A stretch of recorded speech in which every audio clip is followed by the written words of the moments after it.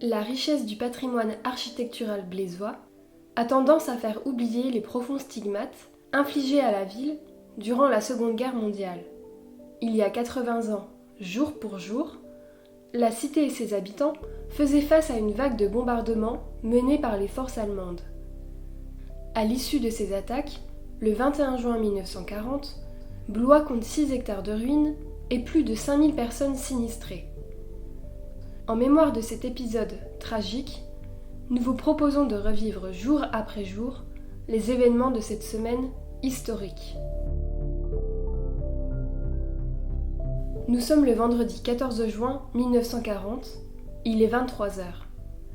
L'air grave, des agents municipaux placardent une affiche manuscrite à l'entrée de la mairie. Ce libellé confirme les angoisses des derniers jours. L'ordre est donné d'évacuer immédiatement les plus de 13 ans et les hommes mobilisables. La nouvelle se propage dans la confusion et des rumeurs contradictoires circulent. Des familles blésoises se mêlent alors aux centaines de réfugiés qui affluent depuis plusieurs jours. Tous se précipitent vers l'entrée du pont Jacques-Gabriel, avec une seule idée en tête: progresser vers le sud pour fuir l'avancée allemande. Certains habitants ont toutefois choisi de rester, ou du moins de retarder leur départ. Le samedi 15 juin, à 2h du matin, ils sont réveillés en sursaut par le vacarme des projectiles qui s'abattent sur la ville. Ces premiers bombardements aériens ciblent la ligne de chemin de fer. Si la gare est épargnée, des bâtiments voisins sont touchés, ainsi que le cimetière. On ne déplore cependant aucune perte humaine. Après cette nuit d'angoisse, l'évacuation s'accélère. Une suite ininterrompue de voitures, pour la plupart venues d'Orléans, forme des embouteillages inédits dans la ville et il faut plusieurs heures pour franchir le pont. Le 16 juin, à l'aube, les Blésois sont à nouveau tirés du lit par les sifflements et les éclatements de bombes. 9 avions allemands mènent cette deuxième offensive aérienne. Les tirs de l'escadrille font d'importants dégâts. Rue Robert-Houdin, la maison du député-maire, M. Laurence, tombe sous l'impact d'un projectile. L'élu décédera de ses blessures quelques heures plus tard. Non loin de là, les vitraux de l'église Saint-Nicolas sont réduits en miettes. Les points de chute touchent également la place Louis XII, le faubourg de Vienne, la place Saint-Louis et le Carmel. Le chaos dévore la ville. À 11h30, Blois subit une nouvelle attaque d'envergure, menée par 17 avions. La gare est à son tour sérieusement bombardée, alors que des trains de réfugiés sont taqués. Les soignants mobilisés au poste de secours de la Bourse du Travail, délocalisés ensuite à la gare des tramways électriques en Vienne, tentent de sauver ceux qui peuvent l'être. 3 infirmières, mesdames Mallet, Foucard et Dussoulier, accompagnées de leurs auxiliaires, sillonnent la ville à la recherche de blessés. Au château aussi, on s'organise. Le gardien des lieux, M. Guignard, aménage les caves du monument pour s'y réfugier avec sa famille, et une dizaine de personnes venues lui demander asile. Les heures passent et la question du ravitaillement commence à se poser. Les habitants les plus téméraires sortent de leurs cachettes à la recherche de vivres. Par chance, de nombreux commerçants ont fui la ville, laissant derrière eux des boutiques bien achalandées. Rue Porte-Chartraine, un boucher est parti sans fermer sa porte et fait le bonheur des Blésois en mal de provisions. Si les humains ont déserté les rues, quelques promeneurs inhabituels ont fait leur apparition. Ici et là, des poules, des lapins ou encore des perruches arpentent la ville. Avenue du docteur Jean Légret, qui s'appelait encore l'avenue Victor Hugo, on croise même un éléphant paisiblement occupé à manger les feuilles des marronniers. Le mastodonte s'est échappé de la cour de la gare où il était parqué. Il attendait la formation d'un train destiné à évacuer les animaux du cirque Hamar qui résidaient au Métairie, en Vienne. Pendant ce temps, les troupes allemandes se rapprochent dangereusement de la ville. La nuit du 16 au 17 juin est épargnée par les bombardements, mais le grondement lointain des canons qui attaquent Orléans redouble l'angoisse des Blésois. Leurs craintes sont confirmées le lendemain à 14h, quand une vague d'attaques aériennes frappe à nouveau la cité. L'hôtel de ville atteint par 2 bombes, est en flammes.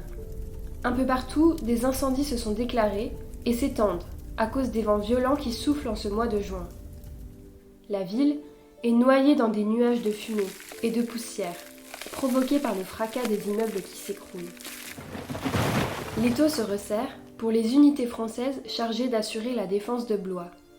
Les éléments du 52e régional et du GRDI 125, positionnés sur les hauteurs de la ville, se replient sur la rive gauche. Il faut à tout prix verrouiller le passage du pont. Ils sont épaulés dans leur mission par les soldats du 8e tirailleur tunisien, du 4e Zouave, du 91e Dragon porté et du 12e groupe de reconnaissance de corps armés. La confrontation fatidique survient le 18 juin à 11h10. Les Allemands, guidés par 2 motocyclistes, se présentent au dos d'âne du pont face aux militaires français.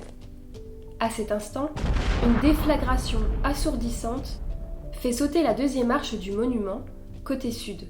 Les Français, qui avaient miné le pont, profitent de la confusion soudaine pour passer à l'action, armés de mitrailleuses et de canons. Positionnés à l'abri des parapets des quais, les troupes échangent des tirs nourris. La résistance de Blois commence. Ce soir-là, dans un studio de la BBC à Londres, le général de Gaulle enregistre son appel historique, diffusé sur les ondes françaises à 22h. Vive la France, libre, dans l'honneur et dans l'indépendance. Ce message venu d'outre-Manche engage les Français à résister, malgré la défaite qui s'annonce. Blois vit en effet ses dernières heures de liberté. À 19h, le plus gros des troupes allemandes pénètre dans la ville par la route de Vendôme et l'avenue de Châteaudun. Monsieur Guignard, le gardien du château, assiste impuissant à l'installation des nazis dans l'aile Gaston d'Orléans et sur les terrasses. Au matin du mercredi 19 juin, les tirs d'artillerie et de mitrailleuses ricochent de la rive droite à la rive gauche. Après plusieurs jours de résistance acharnée, les troupes françaises sont à court de munitions. Une partie des hommes est fait prisonnier par les nazis, qui, motivés par leurs idéaux racistes, fusillent 6 soldats coloniaux. Ils seront inhumés par les habitants dans le cimetière de Vienne. Les archives municipales de Blois conservent un talisman porté en sautoir par l'un des soldats inconnus. Le 20 juin, seuls 150 hommes du 12e GRCA assurent encore la défense de la rive gauche. Ils sont contraints d'abandonner leur position pour se replier sur Montrichard. 2 jours auparavant, les nazis avaient en effet investi Romorantin en traversant la Loire depuis Beaugency et menacé d'encercler les forces encore présentes à Blois. La ville vient donc de tomber aux mains de l'ennemi. Si les combats ont cessé, la paix n'est pas revenue à Blois, toujours en proie aux flammes. Monsieur Guignard, accompagné de monsieur Lafarge, un ingénieur électricien, et du jeune Martial Boucher, entreprennent une tournée pour suivre la progression des incendies. Des îlots, rue du Commerce, rue Denis Papin et rue du Poids au Roi, sont en feu, de même que la place Louis XII.